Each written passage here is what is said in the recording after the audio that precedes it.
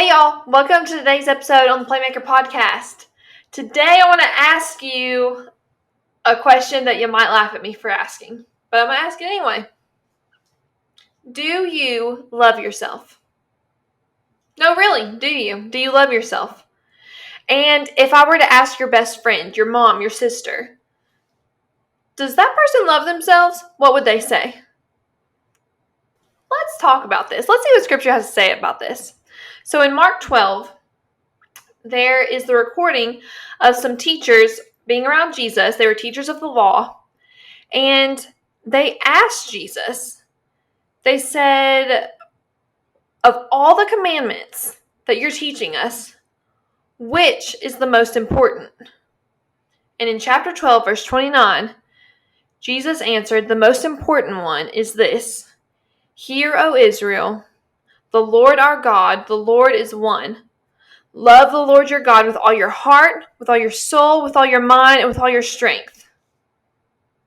And the second is this: love your neighbor as yourself. There is no commandment greater than these. So the first, most important thing that we have to do as playmakers, as believers, as leaders, is we have to love the Lord our God with our heart, soul, mind, body, and strength. And the second most important one is love your neighbor as yourself. Now, when Jesus is saying love your neighbor as yourself, what is he actually saying? Like, he's implying that you love yourself a whole bunch. Like a whole bunch. Because you're supposed to love your neighbor that much. So then let's go back. Do you love yourself? Are you loving yourself a whole bunch? So much so that same love you feel for yourself, that same love you give yourself, is that what you're able to give other people? Is that what you're able to give your neighbor? Because a lot of times, especially women, we're like, oh, this dress, you like this dress? Oh, thanks, it's just something I found in my closet. No, it's not. I went out to the store and I bought this for a specific occasion. I liked it. I liked how I looked in it and I got it. You don't have to go, oh, it was just a sale item at this little store, like no big deal. No, you worked hard for that money. You thought you looked good, you felt confident in that outfit, you got it, and you're wearing it. You think you're being humble, but you're not. You're lying. You have friends over, you cook dinner, you spend hours doing it, slaving away, cleaning your house, making this food, making sure it's great, planning ahead, rearranging your day to make sure it all fits so you can be a good host. People come over. Thank you so much for doing this. Oh, it was no thing. Just whipped it together real quick. No, you didn't. You spent hours on this. Stop lying. You're trying to sound like you're humble, but you are not. You're lying. And we all know that's a sin. We all know we're not supposed to be liars. So stop doing it. You're not being humble. You're incredible. Own it. Own it. Let me ask you a question. If you're a parent or you're a friend, right? One of the popular things at holidays, birthdays, Christmas, whatever, we give gifts, right? So let's say you give someone a gift and you're so excited about it. Like, let's say for me, for example, this ring I wear is a gift that my grandmother gave me when I graduated high school. I love this ring. But let's say that I'm out and about with my girlfriends and someone notices it. And my grandmother's with me, right? She's gifted me this ring.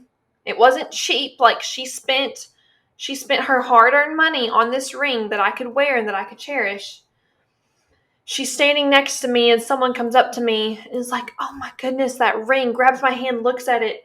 Wow, that ring is beautiful. Where'd you get it? What's the story behind it? And I'm like, oh, this old thing. Oh, it's just nothing, just a little something I have that I wear every now and then. How would my grandmother feel? We know she looked at countless rings and she knew exactly which one she wanted to get me, and she got me this one.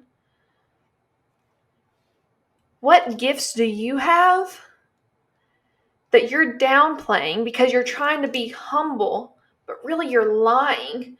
when your Heavenly Father made you intentionally and gave you the gifts that you have on purpose for a purpose, and you're just downplaying them? How do you think that makes him feel?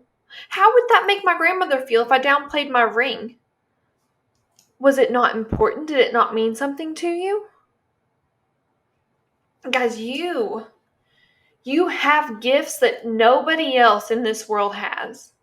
You have the ability to speak and do things that other people will never have the opportunity to do in the ways that you do, because you were created individually for a specific reason. Don't downplay yourself. You're so humble. Women, we want to be so humble. Oh, it's no big deal. No. We're a big flipping deal. You're incredible. You do a lot of amazing things. Own it. Own it. Love yourself, because you're supposed to be able to love your neighbor as much as you love yourself. Love your neighbor as yourself. That implies that you already love yourself. So how do we love ourselves? Let's start with number 1. Stop bullying yourself. Okay? Do not say anything to yourself that you would not say to your favorite player. Do not say anything to yourself that you would not say to your favorite celebrity. Do not say anything to yourself that you would not say to someone you look up to. Who talks to you more than anyone? You do. Who gives you more feedback than anyone else? You do. So the internal dialogue you have with yourself is important. Stop bullying yourself. If you get into a habit and a routine, I did this last week. Something had happened, and I made, like, some of my actions, I was like, no, Maggie, what are you doing? And I was like talking down to myself because I was disappointed in how I'd responded and how I'd reacted. I was like speaking all these lies over myself that I started to believe because I was speaking them over myself, speak it into truth. Like, no, I had to literally say out loud to myself, Maggie, stop. You are not speaking truth. Stop bullying yourself. If you won't say it to your favorite player, don't say it to yourself. My basketball coach used to tell us that all the time. My summer coach growing up, he was like, we'd shoot a free throw, miss it. Oh, Maggie, man, you're just terrible at free throws. They're just not your thing. Would I ever look at Steph Curry and say, man, free throws, they're just not your thing. Just quit. You missed one? Nope, just done. Just step off the court. No. I'd be like, hey, man, you know what to do. You got this. You were made for this moment. Pull that elbow in and fire it, man. You got this. I wouldn't tell him to just quit because he missed one. I wouldn't talk down to him. No, because he was my favorite player. So why would I do that to myself? Stop bullying yourself. Be your biggest fan. The second one is practice self-care. I know it's a buzz term these days. It is. But really, what are you doing to take care of yourself? Are you following the 7 game-changing healthy habits? Are you being intentional with your physical health? Are you being intentional with your mental health? Are you being intentional with your emotional health and with your financial health? Practice self-care. Women, again, I'm going to go for you because we love to help. It's in our nature. We want to serve. We want to please. Good. But are you doing that for yourself? Are you helping yourself? That doesn't mean it has to look like you take a whole day off work, whole day off class. We're not going to do any homework. We're going to go to a spa, get our nails done, get massages, get our hair done. Like, maybe. Cool. If so, invite me. But that doesn't necessarily have to be how you practice self-care. It can literally mean, moms, this is something my mom said to me as a kid that she would do. She would go to the bathroom and shut the door. She would lock it, and she would give herself like 5 minutes just away from everyone, away from all the craziness. That was her moment of self-care in her hectic world where she literally could not go and just like have a spa day or whatever. She went and locked herself in the bathroom. Maybe you need to go do that in your closet. Maybe you need to get up a little bit earlier and spend some time with some self-development stuff. Spend time in the Word. Spend time with a self-help, like something to fuel your mind and fuel your body. Maybe you need to go to a yoga class or some kind of exercise class. Maybe you need to invest in like a bike or go on a walk in the middle of the day to kind of recharge. Like, I don't know. What does self-help look like to you? The most important thing is make sure that you're doing it. Be in touch with your body. Be in touch with your mind to know, are you practicing self-care? Now, the third one is help others do the same. And for this one, I want to talk to the moms. Because you have a responsibility. Okay? If you're a mom, you have a child. Your children are watching what you do. They're watching how you look at yourself, how you talk to yourself, how you treat yourself. If you're looking in the mirror, you're not satisfied with the appearance. They're going to look in the mirror and they're not going to be satisfied with their appearance. And I know that you are satisfied with their appearance and you don't want them to think bad things about themselves. You don't want that to be passed down to them. Well, actions speak louder than words. They see what you're doing. They see how you're treating yourself. They're going to follow what you do. So what are you going to do about it? How are you going to be a playmaker? If you don't love yourself, how can you expect for your children to love themselves? Now let's go back to what Jesus was saying. Love your neighbor as yourself. If your children aren't loving themselves well, how are they going to love other people well?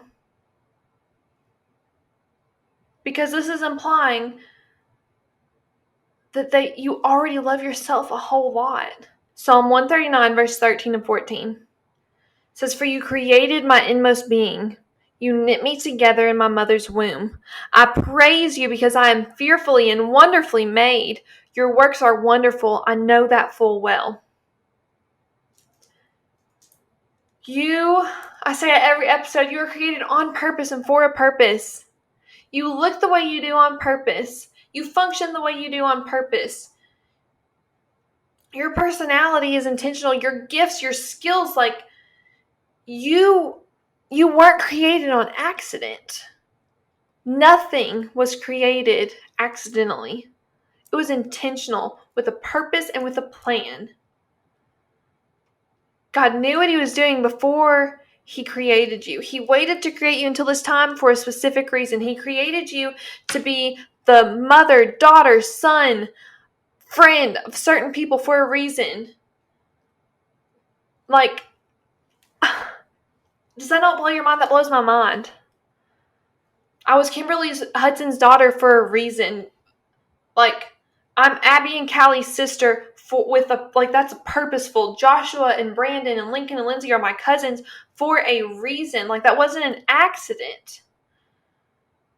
You're exactly where you are on purpose to love those people, those neighbors of yours, a whole lot. But you have to love them. Jesus' words, not mine. You have to love them as yourself, which means you're expected to love them a whole dang lot. So the question goes back to, are you loving yourself? And are you loving yourself well? Because if you're not, you will never be able to go and love other people the way that the Lord created you to.